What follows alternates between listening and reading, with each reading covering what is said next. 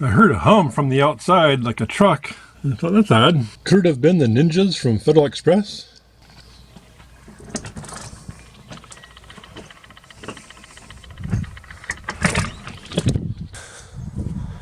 And upside down. Box looks in pretty good shape though. I'm kind of glad it didn't go through UPS. A lot of people have been saying it. They get changed over to UPS.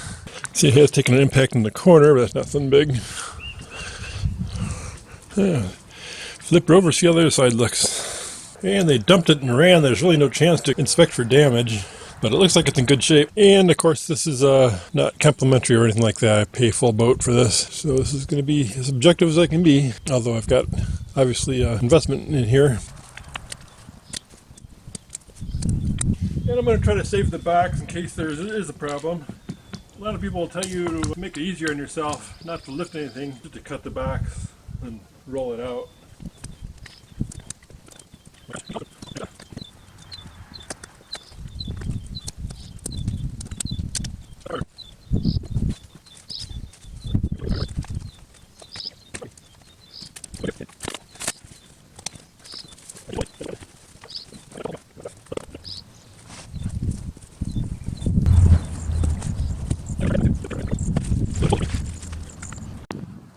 And I think I'll skip pulling it out of the foam and bag. It's probably going to take a minute or two. It's not going to be too interesting.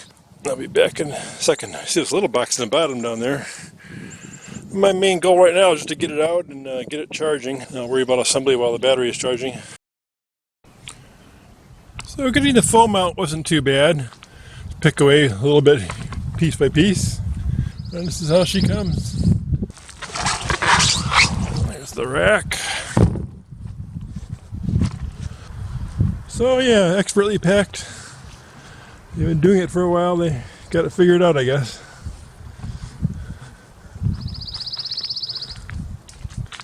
And that's the contents of the first box. Tools, pedals, flashlight, headlight rather, and some hardware. And some manuals. That's kind of neat. It's like a real professional manual. Let's see.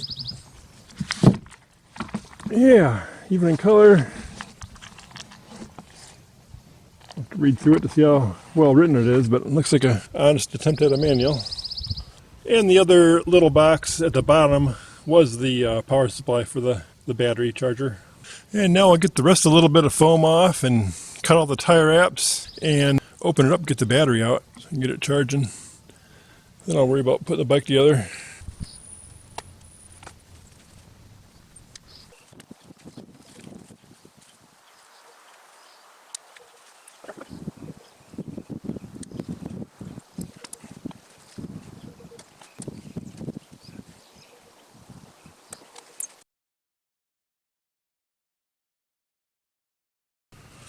And there she is, fully unboxed at last. I don't see any obvious damage. Paint looks nice. No paint damage. Some people complained of paint damage. Did a good job of wrapping it, protecting it. Got the Altus derailleur like I hoped. Got the CST tires. Oh, looks good. No problems spotted yet. Just a lot of waste to get rid of here, but what you gonna do, I guess. I cut the tire wraps in a way to conserve most of them. Got some nice long ones here. I did a video about that on Hill's Workbench a long time ago. Kind of trivial, but I like to save what I can from the dumpster. And there's the Wallke folding pedals. Look pretty decent. I think it's a real hard plastic. Bit of friction, like they always do when they're new. Quite a bit of friction. Found the keys, liberated the battery, charger, take them inside and get them charging. Online, some people have been having a breakage issue with this bracket. It's pretty sturdy. I'm wondering if there's anything I should do with it before I mount it. I'm wondering if a little bit of RTV slap back here might pad it a little bit, or I should double it up with another piece of metal. Just wait till it breaks and address it then, I guess. And a lot of people end up getting the fork on backwards. I'm going to look that up real quick Make sure I'm straight on that. The only scratches I've seen are on the bell here and on the top of this bracket, which will be covered by some little scratches here. And these were fully wrapped. Wrapped and wrapped again. You know, the bar was individually wrapped and the whole box was pretty well wrapped. So I don't think that happened in transit. I think that happened at the factory. No big deal though. A little El Marco maybe. I found putting a little piece of paper in here helped me guide the disc in without hitting the pads and damaging them. And putting a little foot pressure on the brake lever as I tighten things up should keep me in alignment. And now I'll pull that paper out. Spins nice and true, no rubbing at all. Squeak, no rub. Highly recommend that paper method. Just fold a piece of paper, stick it in there. That's it. And online I'm reading that people are having trouble putting the pedals on or with the holes getting stripped. So I'll put them on carefully, try not to over torque them or under torque them. But the threads look good in the holes, so I shouldn't have any trouble there. You have to remember that the one side is not clockwise, it's counterclockwise thread. So thread them in by hand, you know, and you really shouldn't have any trouble. We'll see how it goes. And here I am, mostly assembled. I still have to put the rack on and back and the fenders. That's about it. Battery's still charging too. Okay, I'm at 55 pounds roughly. I'll get a better weight on it when I get the battery in. Be more relevant. The box weight's supposed to be 75 pounds, the whole bike with the box and everything, and packing material, and charger and all that. But anyway, I can't wait. I'm going to give it a maiden journey without a battery while I'm waiting for the charger to charge the battery. So used to swinging my leg over the back, I got used to tilting the bike and putting my leg through.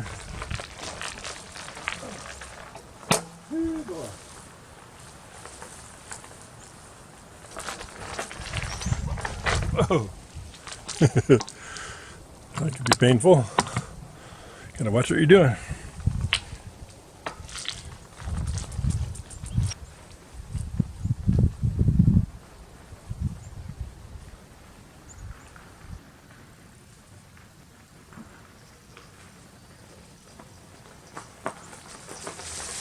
She doesn't ride too bad, even without a battery. You have to bed in the brakes, as people tell you. Brakes aren't as effective as they will be once they have a few good strong stops on them. Oh, yeah, once you get it rolling, she wants to keep rolling. It rolls pretty easy for such fat tires and heavy bike. But yeah, it's not unrideable as a manual bike. Very cushy ride too. Very nice. Well, I've got all the accessories on, but I'm left with some extra hardware. That's never good. These two short ones, which I think are these guys. Maybe. I don't think I can see that small on this bike. Then I got two long ones. And I got like one extra washer, or two extra washers.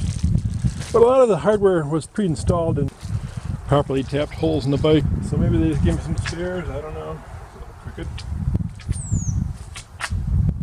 Oh, pretty good though. Everything's on.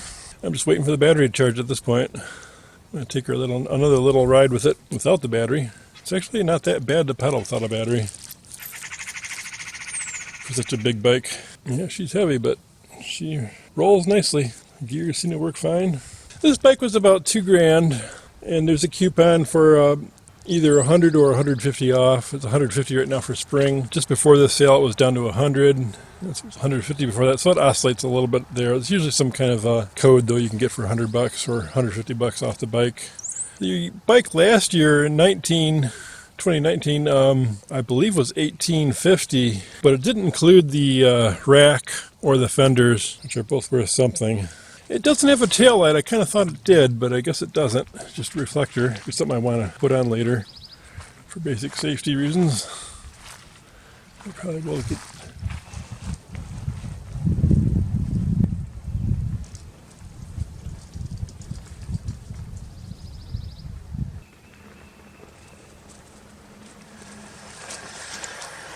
And I'm just riding around in first gear, but getting a little speed up. Ride's pretty easy. First gear is kind of tall. Get going pretty fast in first. I'm hoping first is low enough to help me in the hills. I can see why people are putting different cassettes on them. Yeah, we'll see how the battery does climbing hills. Gonna pop her in pretty soon. Charged or not. Another issue people talk about is the battery fitting loose in the battery holster and vibrating.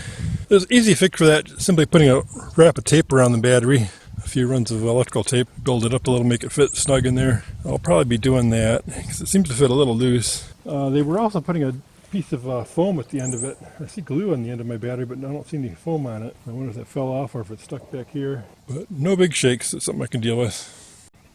I looked and there is a block of foam at the end of the tube down here. Well, hopefully that was enough to quiet the battery. I think I'm still going to put a wrap or two of electrical tape around it. Well, I've been trying to wait for the battery to charge, but I'm giving up because I want to get a ride in for the end of the day here. Losing my light pretty soon. I put 3 layers of tape around it. I'll see if I'll be able to get it in or not. And battery was almost charged, I believe. It was still charging, still red light, but it wasn't hot anymore. The charger got quite hot when I first started charging, and it's down to where it's just a little bit warm now, so I gotta believe the charge is about done anyway. For storage, you're best off leaving a battery about 50% to 70%. You don't want to leave it fully charged anyway. That's why they didn't send it that way. You don't want to let it too low. Too low or too high is bad. You store it with a full charge, it tend to grow dendrites and short the battery out. That's the hazard anyway. It's not good to charge them, leave them at full charge for a long time. You should charge it all the way up only when you're going to use it right away. Perfect. Could have even put more tape on it. The 3 layers was not too much.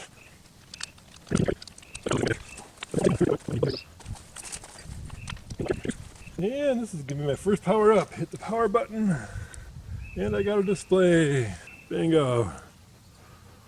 Well, I'm off for my first trial. Brought a little portable camera with me. I'm anxious to see how it climbs a hill.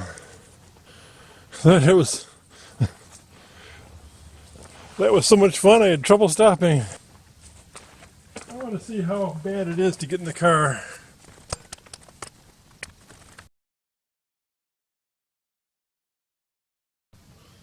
And my baggage scale says 67 pounds for the whole bike with battery and all accessories.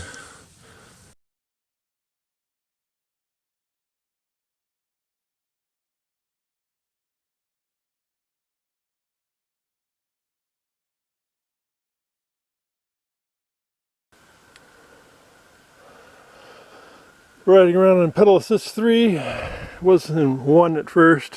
What an experience. It's like riding around like Superman. Just blasting these trails. But I went down a pretty steep hill, dirt hill. I'm going to cruise around a little more, but come back this way and try to climb that hill. I want to make sure I'm in first gear by the time I get to that base of that hill. But first, I'm enjoying this too much. I'm going to go down this trail a little bit before I climb that hill. These people bought this land and closed all these roads. No one could prove the easement, so they let them close them, I guess. It's kind of a drag. Used to be a nice way to get to the river, to the dam at least. But I'm gonna head back. The only surprise I've had so far is, see, the battery's 100%. Only surprise is that the cadence sensor takes quite a while to kick in. Seems like about a whole revolution and a half. I thought it would kick in a lot quicker than that. So you kind of got a plan for it. You don't get power immediately when you start pedaling. And you always have to be careful getting on and getting off too, that you don't have the motor going. It's good to hold the brake when you do that, because that automatically shuts off the motor even if your sensor's kicked it on. So yeah, using your brakes when you get on and off is not a bad habit to get into. Man, what a nice ride. This suspension doesn't seem that loose. Suspension bike should feel a little loose. So this is the little hill I'm going to be climbing. It's not a huge hill. You can see the horizon there peeking through, but it's more of a climb than you can see from here. About twice of what you can see. And I'm not going to give it much of a running start. I guess I'm going to circle around and give myself a tiny running start, because it's so loose right here. It's not a good way to climb. Wow. That made that hill so easy. First gear, PS3 out of 5. Man, this bike is just so much fun. I've been in analysis paralysis for really 3 years as to what type and brand of mountain bike, e-bike to buy. And I'd kind of like to have 2 e-bikes, a lightweight folder and a heavy duty mountain bike. So this is kind of a compromise between the two. Got a folding mountain bike. But I wish I'd done this years ago. This is just so much fun. Get in the woods without being exhausted. I'll be able to get to the river, which is like a 2-mile hilly bike ride on, and no trouble at all. So I'll be able to visit my favorite Pine River from home here with much less hassle. It won't be a major expedition that I only do rarely. At least something I could do even right now if I wanted to.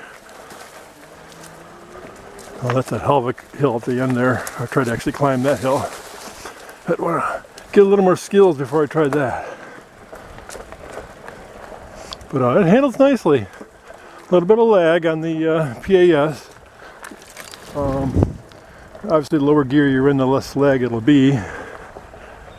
And I wonder, it almost takes the full turn of the crank to really get going. So it's kind of, I thought it would only take about 30 degrees of the crank.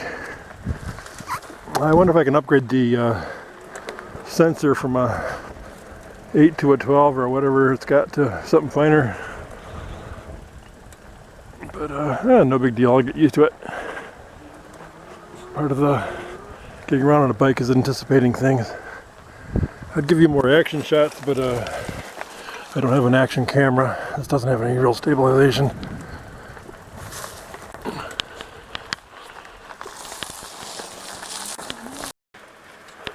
Wow. Slowed down the film a little here. Holy, censored. This is so much fun. Bombing down this road at 25 miles an hour with very little effort. Holy mackerel. Gotta watch this loose sand, but these fat tires are just the thing for it. I'm still in PAS3, so I pedal at all, it starts hauling on me. Man, this is just so much fun. I wish I'd done this years ago. Saw this rough little path heading up a hill. Really good little hill too, and climbed up here, see what's up here. I'm not going to follow it too much further though. Back to where I know where I'm going. It's getting late. Yeah, you could get in trouble pretty quick on these trails. Real loose, some deep grooves. Usually when I'm on a mountain bike, I ride the top of the grooves and avoid the grooves. And with this bike, it's so heavy, I'm finding I'm better off sitting right in the groove. Then if I get off a little, I just start climbing, and that's no problem. But yeah, my mountain biking experience has made me pretty comfortable on this trail. And in PAS3, it hits 25 really easily. Very little effort. Wow, it's been a while since I biked all the way back here. I didn't take these roads, I took the trail. But I'm gonna take the road home, so I don't get any more lost. I'm back here in years.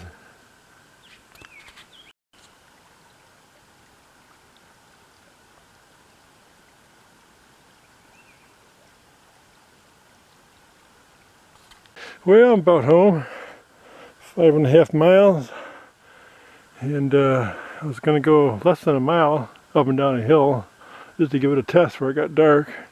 But you can go so far in this bike, so little time. It's a whole game changer for getting these trails. And I still got 96% on a battery that wasn't fully charged. It read 100 when I first started, but wasn't totally charged. So that's pretty good. 5.5 miles, barely a dent.